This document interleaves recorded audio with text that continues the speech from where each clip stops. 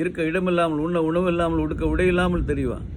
எல்லைகளே மாறி போகும். அவன் எந்த இடத்துல இருக்கிறான்னு இப்போ ஆண்டவர் வருகை விற்பாடு அந்த இடம் அவத்தில் அவன் இருக்க மாட்டான், மாறி போகும்.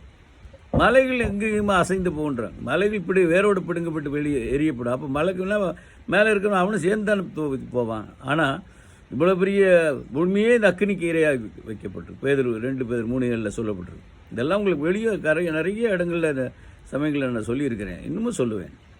இந்த பூமியே அக்னி இரையாக இருக்குது. மலைகள் பேரோடு பிடுங்கப்பட்டு அஸ்திவாரத்தோடு பிடுங்கப்பட்டு தூக்கி இடம் மாறி விழுகுது.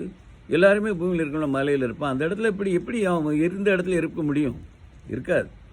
ஸோ அதனால் மிகப்பெரிய ஈவெண்ட் ஒன்று நடக்கும் நம்ம அதில் கவனம் இல்லாமல் இருந்தால் என்ன பிரயோஜனம் சொல்லுங்க பார்க்கலாம். நாளைக்கு சுனாமி வருதுன்னா யாரும் அந்த கடல் ஓரத்தில் இருப்பாங்களா?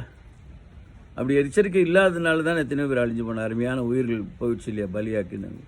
சொத்து சேதங்கள் 2வது விடுங்க, உயிர் போயிடுச்சு இல்லையா?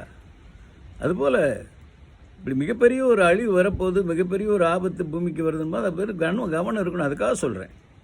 ஆண்டவர் வராருன்னு அதே பார்த்துட்டுன்னு நான் சொல்லலை. அது இப்படியே பார்த்துட்டு இருந்தாலும் தப்பு இல்லைன்னு சொல்கிறேன். ஏன்னு கேட்டிங்கன்னா இன்றைக்கி அதோட காலம் வர்ற காலம் ஆகிடுச்சு. ட்ரெயின் வருதுன்னு பார்த்துட்டு இருக்க தப்பு கிடையாது. அந்த டைமுக்கு அது என்ன அந்த டைமு நாளைக்கு வர ட்ரெயினுக்கு இன்றைக்கி காத்துட்டு வேண்டிய அவசியம் இல்லை. ஆனால் இன்றைக்கி ஒரு ட்ரெயினுக்கு நாளைக்கு வர்றது போல் அனாவசியம் உட்கார்றது அது மிகப்பெரிய தவறு.